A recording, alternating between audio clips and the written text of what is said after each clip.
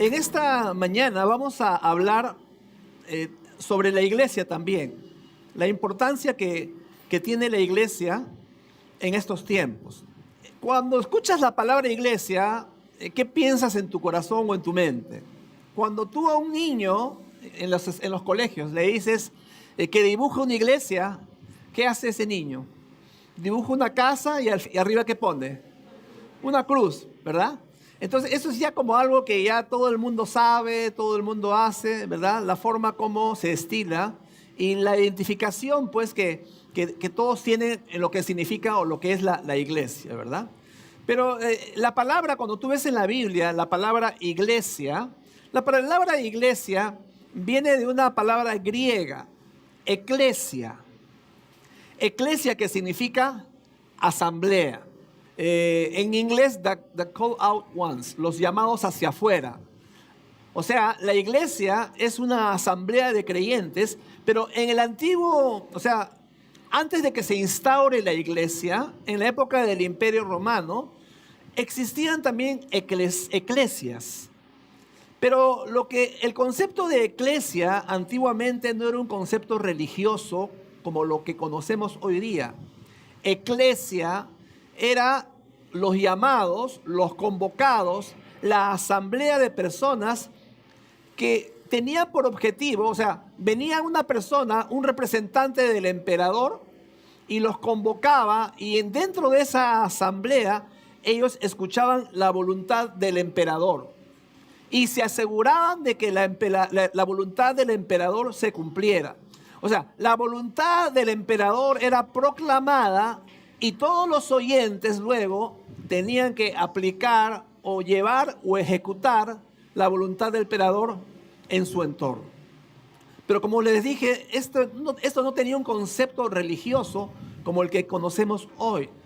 Pero ese mismo principio, ese mismo concepto, esa misma idea de eclesia, de asamblea, el tiempo de hoy también perdura desde que Jesucristo instauró la iglesia. Un grupo de personas que se reúnen para escuchar la voluntad de Dios y para asegurarse que esa voluntad se cumple en la tierra. Amén. Esa es, hermanos. Entonces, ¿para qué nos reunimos como asamblea? ¿Para qué nos reunimos como iglesia? Amén. Para escuchar la palabra de Dios. Amén. ¿Cuántos vienen a escuchar la palabra de Dios? ¿Cierto?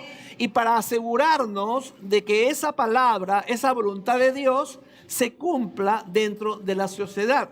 Y tú y yo hemos sido llamados para ese propósito. Mira a la persona a tu lado y dile, tú has sido llamado para ese propósito, dile. Tú has sido llamado para ese propósito. En Mateo el capítulo 16 hay un pasaje bien interesante.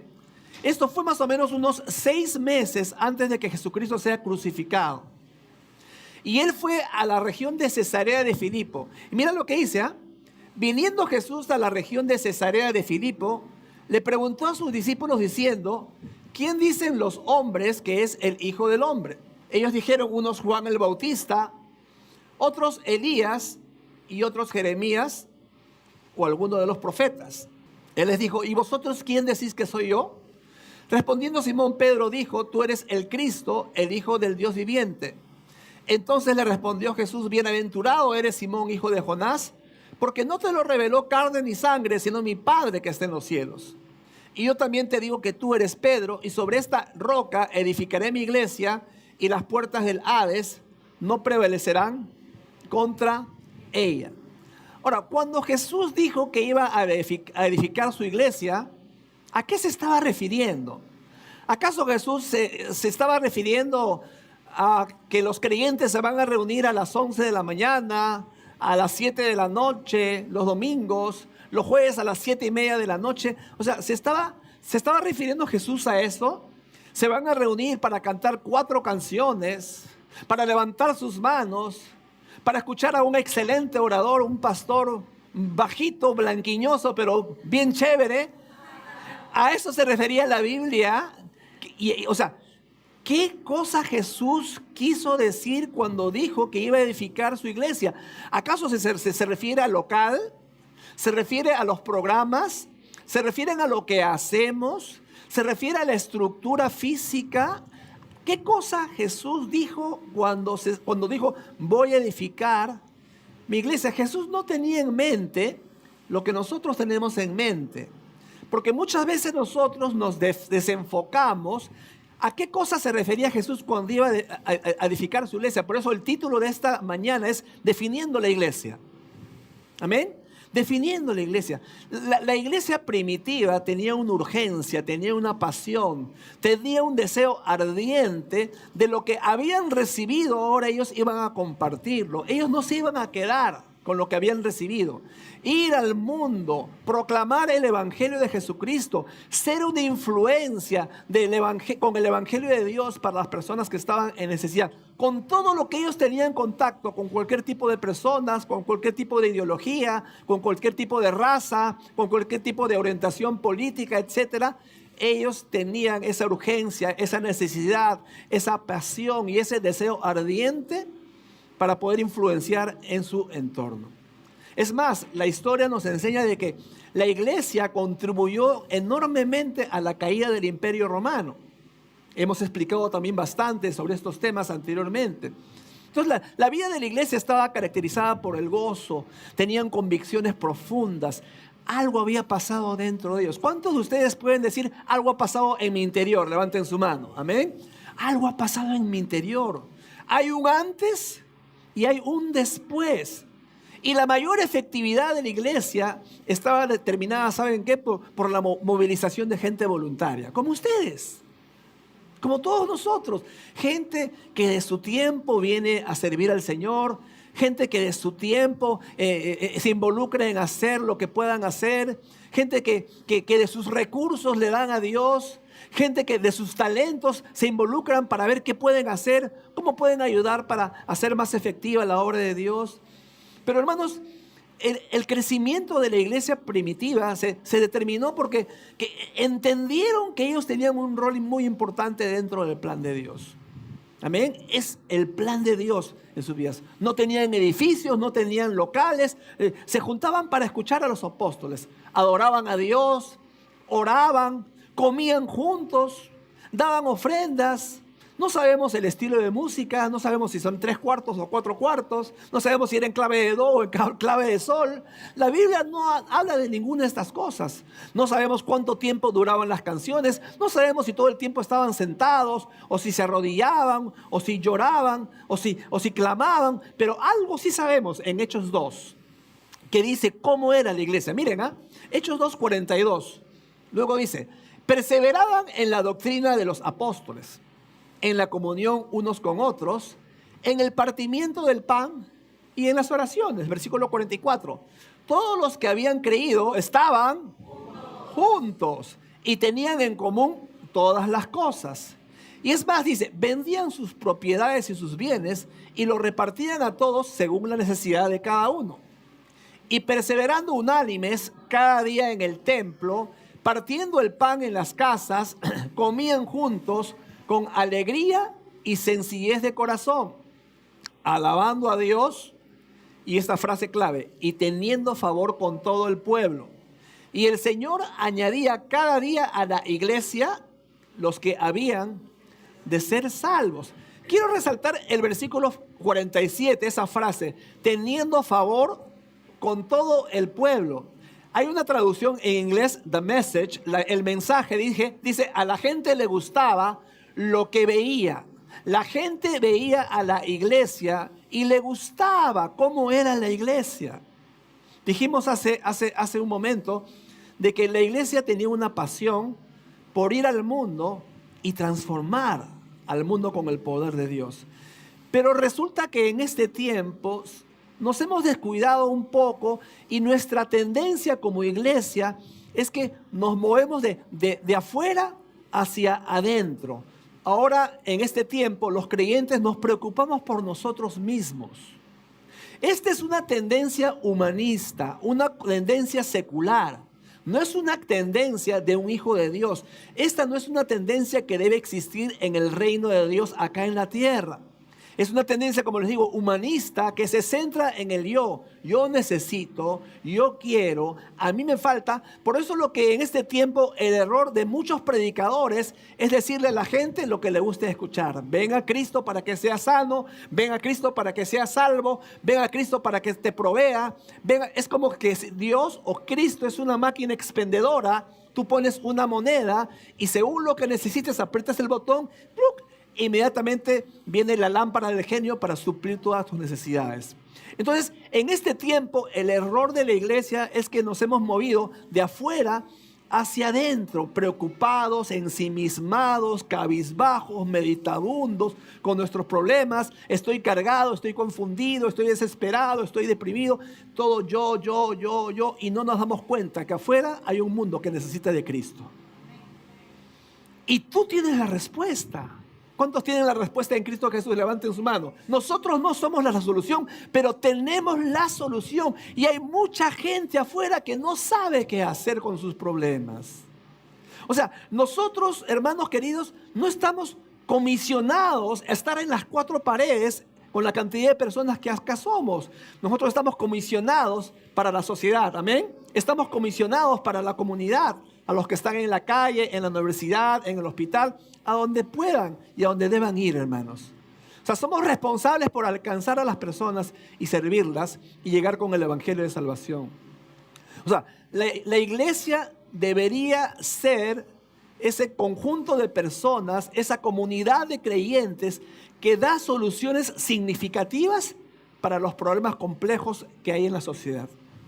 La gente con mentalidad de iglesia piensa en cómo meter a la gente dentro de la iglesia. La gente con mentalidad de reino es lo opuesto. Piensa en cómo sacar a las personas de la iglesia para influenciar en su entorno. ¿Se dan cuenta de la diferencia? La gente con mentalidad de iglesia está preocupada porque el mundo cambia a la iglesia. Por lo tanto, nos encerramos. Antiguamente, mucha gente religiosa se encerraba en los grandes conventos para no contaminarse con el mundo.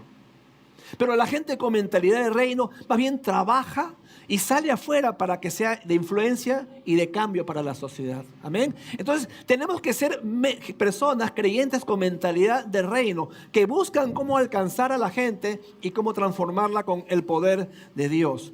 O sea, en otras palabras, la iglesia debería ser la fuerza invasiva, la fuerza avasalladora, la fuerza que empuja, la fuerza que avance, como los soldados antiguamente que avanzaban, que marchaban, ¿verdad? Y nada los hacía retroceder. Eso tiene que ser la iglesia. Y yo pregunto en esta mañana, ¿quién trae las soluciones para los problemas del mundo en nuestro país? ¿Quién trae las soluciones? Los congresistas traen las soluciones. Los deportistas traen las soluciones, ¿verdad? Los periodistas traen las soluciones. Esperamos que Chapulín Colorado traiga las soluciones.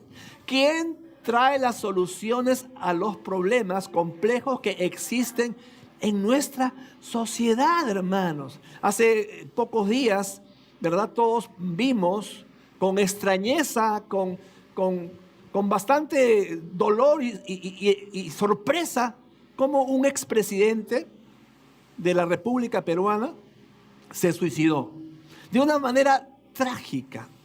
Y muchos hacen ver eso como un acto heroico, como algo que se hizo por dignidad, para no darle el gusto a sus enemigos que querían verlo entre las rejas. Pero hermanos, ¿cuál es la verdad? La verdad es que Dios otorga la vida, amén, y Él es el único que puede quitarla. Dios, dice la palabra, nuestros días están contados. Hay un inicio de nuestra vida y un término de nuestra vida. Eso es cierto desde que el pecado se instauró en el mundo. Desde ese día, porque antes de eso había eternidad, ¿cierto? Pero desde que vino el pecado al mundo, desde ese día el hombre va a llegar un día en que va a pasar de esta tierra, hermanos. Pero lo peor es cuando algunas personas hacen ver a esta tragedia como algo digno de imitar. Como que de pronto algunas otras personas que se encuentren en una situación parecida o similar, como que deberían considerarlo, como que deberían contemplar como si esto fuera una solución. Hermanos, la Biblia nos enseña en los registros bíblicos de que la iglesia antiguamente traía las soluciones a los problemas del mundo. Amén. Y nosotros, como dije hace un momento, no somos la solución, pero tenemos la solución. Y su nombre es Cristo. Amén. Y su nombre es Cristo. Más fuerte. Y su nombre es Cristo. Su nombre es Cristo. Cuando Cristo se constituye en la solución, entonces los problemas empiezan a caerse. Amén. La Biblia dice en Mateo 9:37, a sus discípulos les dijo, la cosecha es grande, pero los obreros son pocos. La cosecha está allá afuera. Acá no. Acá ya están los cosechados.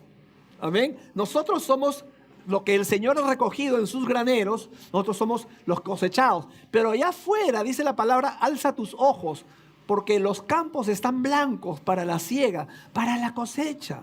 Allá en tu trabajo, allá en tu barrio, allá en la universidad, allá en tus estudios, allá en tu casa, allá, hermanos, afuera está la cosecha. Acá nos alimentamos, amén. Acá nos animamos, acá nos fortalecemos espiritualmente, acá alabamos y adoramos a Dios. El problema que tenemos es que pensamos que viniendo a la iglesia, cantando 30 minutos, escuchando la palabra otros 30, 35 minutos, dando alguito de dinero para quedar bien con mi conciencia, pensamos que hemos honrado a Dios. Déjame decirte, no lo hemos honrado. No lo hemos honrado. Porque las cosas externas que yo hago, eso no significa que yo estoy honrando a Dios. No podemos quedarnos en un status quo. No podemos quedarnos en ese conformismo. Ya cumplí en ir a la iglesia. ¿Para qué? ¿Para sentirte bien? Para que tu conciencia ya no te diga, uy, no te congregaste. ¿Para eso acaso nos congregamos? Pero cuando nuestra perspectiva cambia y pensamos en el reino de Dios, entonces nosotros entendemos que Dios nos ha dado una capacidad. Esa capacidad la movilizamos y eso se traduce en que nosotros podemos cumplir el mandato del Señor. ¿Y cuál fue su mandato? Mateo 24:14. Y será predicado este evangelio del reino en todo el mundo para testimonio a todas las naciones. ¿Qué más nos mandó el Señor? Mateo 28:19. Id y haced discípulos. ¿Qué más nos mandó el Señor? Me seréis testigos. Eso es lo que el Señor nos mandó. Eso le encargó a sus discípulos y eso es lo que también el Señor espera de nosotros. Mira a la persona a tu lado y dile, cumple el mandato de Dios. Dile eso, cumple el mandato de Dios. Es el mandato de Dios, hermanos. Dile a la gente lo que la Biblia dice. El pecado original hizo que todos pecáramos. Desde que nacemos tenemos el pecado en nuestro corazón. Somos pecadores. No podemos deshacernos del pecado. Romanos 3, del 10 al 12, es un pequeño bosquejo para que puedas evangelizar a las personas. Como está escrito, no hay justo ni a uno. No hay quien entienda. No hay quien busque a Dios. Todos se desviaron, a unas se hicieron inútiles, no hay quien haga lo bueno, no hay ni siquiera uno. Pero mi madre es una santa, mi abuelita fue una santa, Señor, acógela en tu seno. ¿Por qué? Nada de lo que nosotros consideramos bueno para Dios significa que sea bueno. Amén. Dice la palabra que no hay ni un bueno, no hay quien haga lo bueno, no hay ni un justo. O sea, ante los ojos de Dios, nuestras justicias no valen absolutamente nada. Por lo tanto, es un error cuando nosotros pensamos de que yo soy buena gente, mi abuela fue una buena gente, debe estar en la gloria de Dios. Eso no existe. Romanos 3:23, por cuanto todos pecaron y están destituidos de la gloria de Dios. No hay justo ni uno, todos hemos pecado. Amén. Esa es la realidad del ser humano. Pero no solo hay malas noticias, las buenas noticias de la palabra, Romanos 5:8, mas Dios muestra su amor para con nosotros en que siendo aún pecadores, Cristo murió por nosotros. Pasó por alto nuestro pecado, merecíamos la muerte, merecíamos la condenación. Y no es que nuestros pecados fueron barridos debajo de la alfombra, no eso. Jesús lo pagó. Jesús murió, Jesús sufrió, Jesús fue clavado en la cruz, Jesús derramó su sangre para que nosotros no muramos. ¿Qué tengo que hacer, pastor? San Juan 1:12, mas a todos los que le recibieron, a los que creen en su nombre, les dio potestad de ser hechos hijos de Dios. Así que, hermano, vamos, predica la palabra. Mira a la persona a tu lado y le predica la palabra. Evangeliza, discipula, movilicémonos, hermanos, en el nombre del Señor. Amén. Como que nos hemos olvidado de la verdadera función de la iglesia y hemos dejado esa chamba para una organización internacional que pueda ayudarnos, o a la Madre Teresa de Calcuta, ¿cierto? Como que nos hemos olvidado que ese es nuestro trabajo, esa es nuestra función. Y como dije hace un momento, como que nos centramos en nosotros mismos. Tengo este problema, tengo esta dificultad, tengo esta necesidad, tengo esta enfermedad, tengo este problema en mi relación, en mi matrimonio. Y perdemos la capacidad de levantar los ojos y de mirar allá afuera, porque allá está la verdadera necesidad y allá afuera está nuestro llamado. Acá fortalécete en Dios, amén. Acá come bastante palabra de Dios, fortalécete espiritualmente, luego con esa energía anda afuera y movilicémonos y ganemos almas para Cristo. Hechos 2:47, teniendo favor con todo el pueblo. Y la otra versión en inglés, a la gente le gustaba lo que veía. Otro problema que también existe en nuestros tiempos, en general dentro de la iglesia cristiana, es que en muchos casos somos un tanto legalistas, por no decir muy legalistas. Alrededor de 1960, en el siglo pasado, más o menos por ese tiempo, comenzó un movimiento de los hippies. Entonces los hippies comenzó en los Estados Unidos y luego se extendió a Inglaterra, a muchas partes de Europa, y luego también bajó a nosotros, a Sudamérica. Eso inicialmente se dio como una protesta en los Estados Unidos, en Norteamérica, por la guerra que hubo en Vietnam y por otras cosas también que habían dentro de la juventud.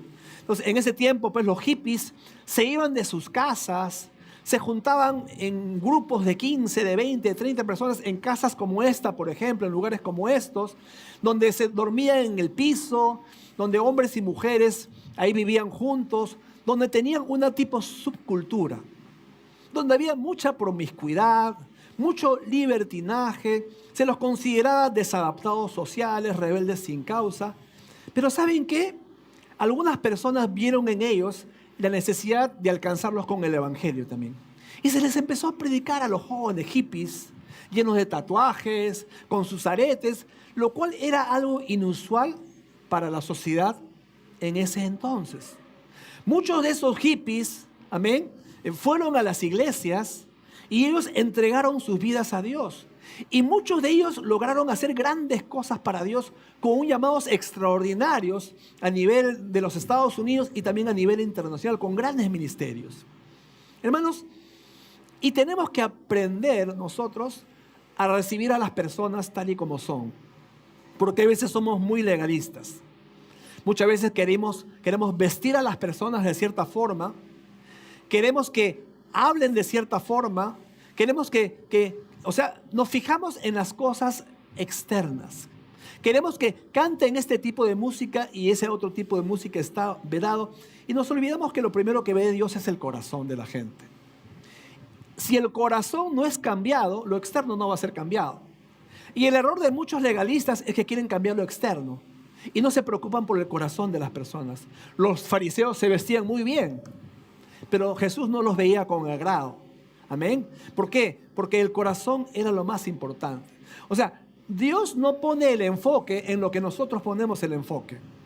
Cuando vino el profeta Samuel para ungir a quien iba a reemplazar como rey a Saúl, quien iba a reemplazar a Saúl en el reinado, vio al hijo mayor de Isaí, Eliab, y dijo, oh, este debe ser.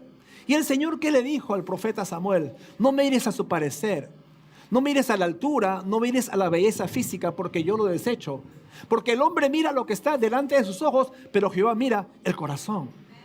Entonces Samuel, siendo profeta de Dios, se había desenfocado en cuál era el objetivo. Y nosotros a veces podemos desenfocarnos, no mirar lo externo, mirar el corazón. Si el corazón no cambia, lo de afuera no va a cambiar.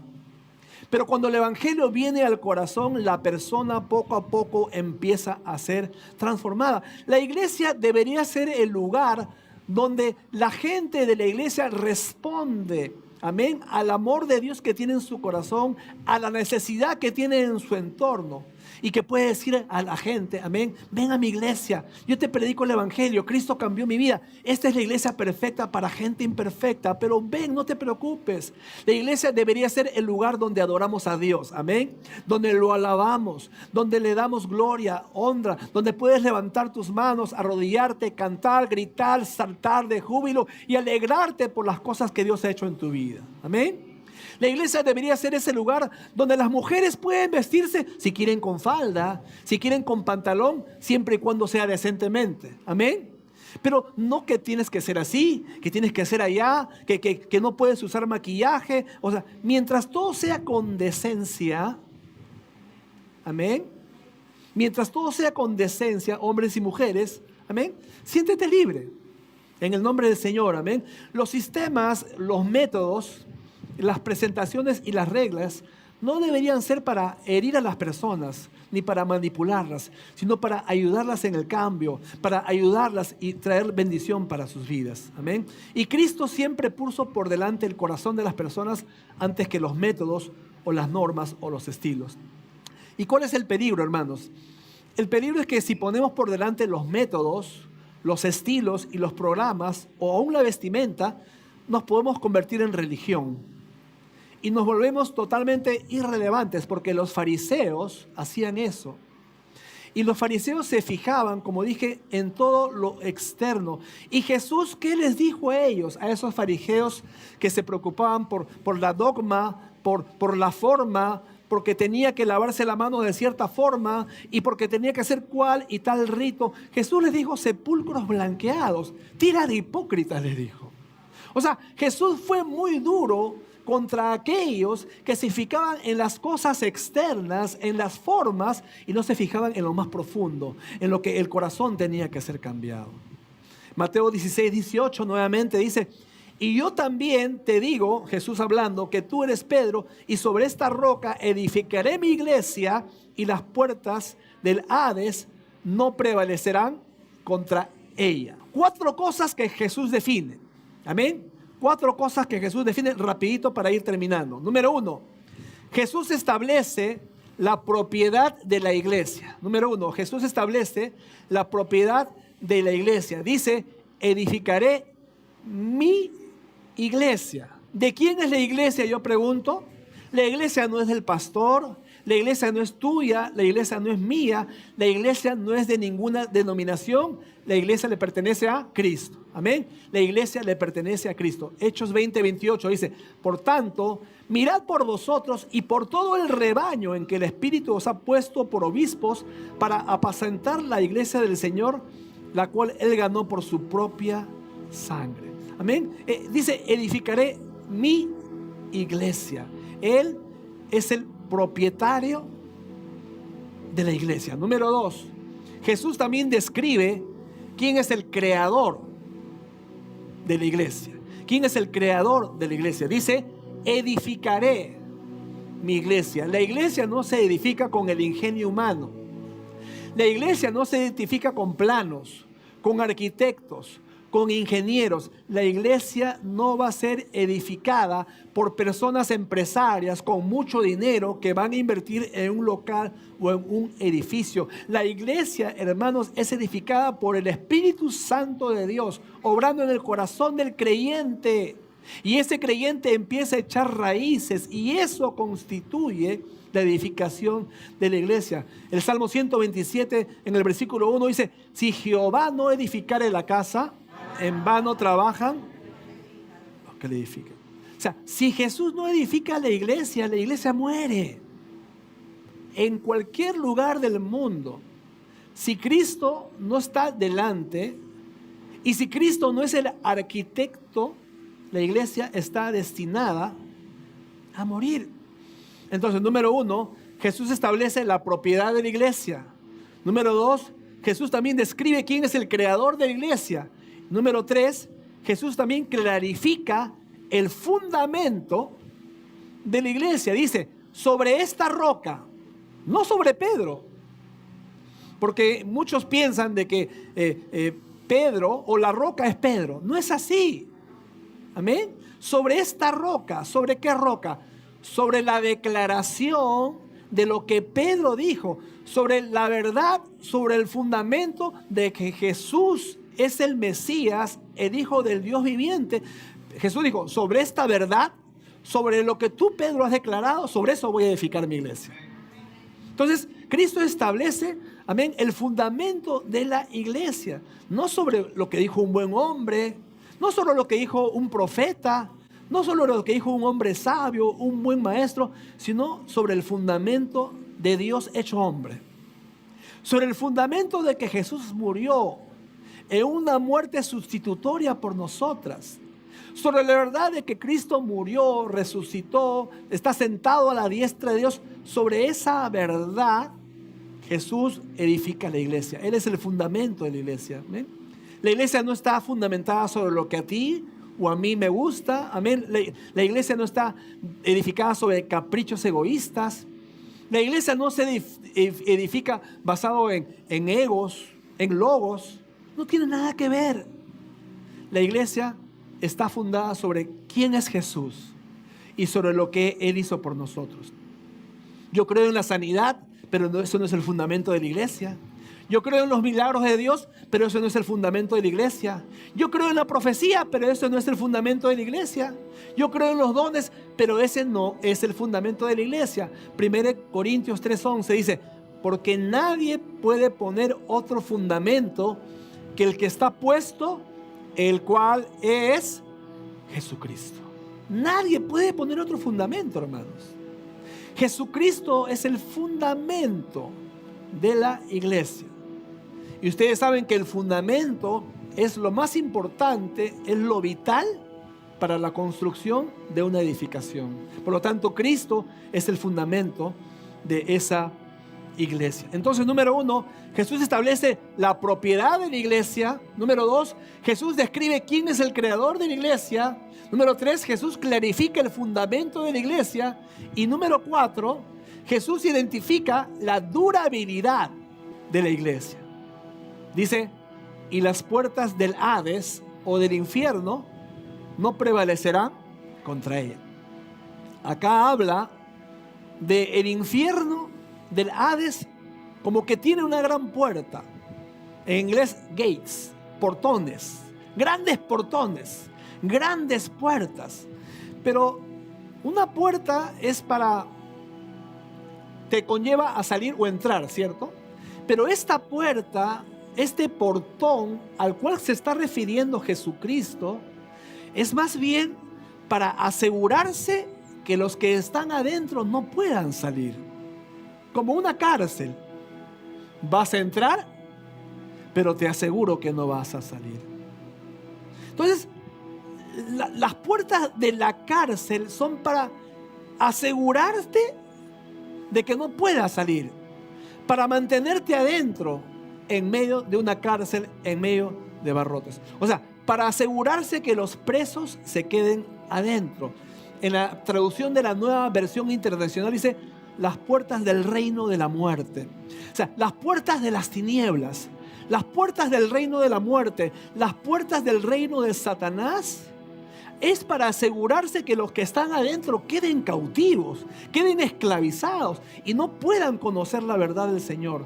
Pero dice la palabra que a la iglesia nadie la va a poder detener, ni siquiera las puertas del infierno, ni siquiera las puertas del Hades van a poder prevalecer.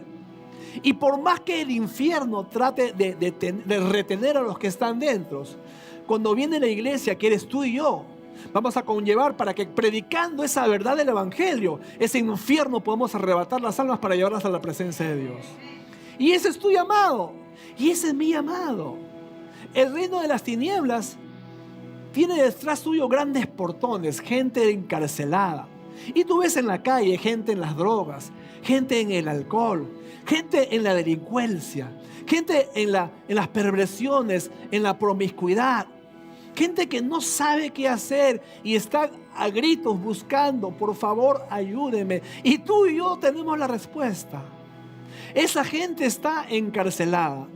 Esa gente no sabe que pueden tener una vida diferente. Esa gente no sabe que hay solución, que hay esperanza. Han perdido toda la esperanza. Hermanos, cuando Cristo es predicado, los hombres pueden salir, las personas pueden salir de esa cárcel y pueden quedar libres en la libertad de los hijos de Dios. Y cuando confiesan la verdad de que Cristo es el Señor, entonces esa cárcel automáticamente se abre y la gente sale libre de las tinieblas a la luz, de la mentira a la verdad, de la intrascendencia a la trascendencia de la vida en Cristo Jesús. Por eso dice la palabra: las puertas del infierno no pueden prevalecer contra la iglesia. Entonces Cristo acá está presentando una iglesia aguerrida, una iglesia proactiva, amén, una iglesia a la vanguardia. Podrán atacar a la iglesia, pero no la podrán destruir. Podrán maldecir a la iglesia, pero la verdad, hermanos, de que la iglesia a lo largo de los siglos ha permanecido y seguirá permaneciendo.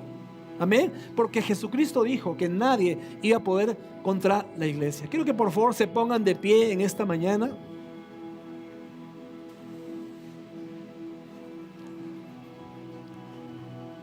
¿Cuántos están contentos porque somos la iglesia? Somos la iglesia de Cristo, amén. ¿Quieres saber el final de la historia? Cuando yo voy al cine o cuando estoy con mi esposa mirando una película, ella le encanta contarme y se muere por decirme lo que va a pasar, pero a mí no me gusta que me cuenten. O sea, si vamos a ver juntos alguna película con uno de ustedes y si ya viste la película, no me cuentes lo que va a pasar, no me gusta. Pero yo les voy a contar el final de la película. Amén. ¿Cuántos quieren saber el final de la película? ¿Quieren saber el final de la película? ¿Cuántos quieren saber el final de la película? Te cuento, el final es que ganamos. El final es que somos más que vencedores en Cristo Jesús. El final de la historia es que nadie nos podrá separar del amor que es en Cristo Jesús. Ni la muerte, ni la vida, ni ángeles, ni principados, ni potestades, ni lo presente, ni lo porvenir, ni lo alto, ni lo profundo, ni ninguna cosa creada nos podrá separar del amor de Dios que es en Cristo Jesús, Señor nuestro. Dale gloria a Dios. Amén. Dale gloria a Dios. ¿Quieres saber el final de la historia? Dice la palabra que Satanás, la muerte y el Hades van a ser lanzados al lago de fuego. Ese es el final de la historia. El final de la historia es de que nosotros vamos a reinar con Cristo por la eternidad. Amén. Y lo que comenzó con un grupito de 120 personas en el aposento alto de Marcos en el año 33 después de Cristo, hoy día, después de 2000 años, somos millones y millones y millones y millones y millones de creyentes en todo el mundo y vamos a estar por la eternidad con Dios. Así que gózate, regocíjate, alégrate, porque lo mejor está por venir. Lo mejor está por venir. Somos la iglesia de Cristo. Y dice la palabra que ya cuando estemos en su presencia no habrá más llanto, ni más dolor, ni más sufrimiento. Vamos a comer rico. ¿Sabías eso? Vamos a estar en las bodas del Cordero. Dios va a hacer un gran banquete para nosotros. Cristo con la iglesia. Allá no vamos a engordar, no te preocupes. Allá en el cielo no va a haber triglicéridos, no va a haber colesterol, no va a haber diabetes. Así que puedes comer lo que quieras. Allá vamos a estar adorando, alabando al Señor. Allá tampoco van a haber infartos, no te preocupes, hermanos. Pero mientras tanto, mientras eso se da, mientras llegamos a ese punto, ¿qué es lo que tú y yo tenemos que hacer? ¿Cuál es tu llamado? ¿Cuál es mi llamado? ¿A qué nos llamó el Señor? Cuando vino Cristo, le dijo a los que había sanado: ve y cuéntales cuán grandes cosas Dios ha hecho por ti. ¿Cuántos de ustedes pueden decir: Dios ha hecho grandes cosas conmigo? Ve y cuéntale a las personas cuán grandes cosas el Señor ha hecho por ti y cómo ha tenido de ti misericordia. Porque déjame decirte, Dios ha sido muy misericordioso conmigo y creo que contigo también. Contémosle a las personas esa gran verdad, definiendo la iglesia. Somos la iglesia de Cristo, tenemos un propósito, tenemos un llamado, tenemos una misión por cumplir. Cumplamos el objetivo por el cual hemos sido llamados la iglesia de nuestro Señor Jesucristo. Amén, hermanos. Inclinen su rostro, vamos a orar. Padre, en esta mañana te bendecimos, te alabamos, te damos gracias, Señor, porque tu palabra siempre nos habla. Tu palabra, Señor, siempre nos exhorta. Tu palabra, Señor, siempre nos anima. Tu palabra siempre nos da esperanza, Señor. Te pedimos, Jesús amado, que nunca nos desenfoquemos, Señor, de quiénes somos y quién eres tú, Señor. Que no nos desenfoquemos que somos la iglesia y tenemos un llamado por cumplir, Señor. Y ese llamado por cumplir es ir, ser de influencia en nuestro entorno, ser de impacto a las personas con las que tenemos contacto, contarles las maravillas de lo que tú has hecho con nosotros, Señor. Cómo tuviste misericordia, cómo cambiaste nuestras vidas, Señor. Y gracias porque tú lo has hecho posible en nosotros, Señor. Nosotros no hubiésemos podido cambiar por nuestras propias cuentas, Señor. Todo te lo debemos a ti, Señor. Así, a ti sea toda la gloria, Señor. En el nombre de Jesús.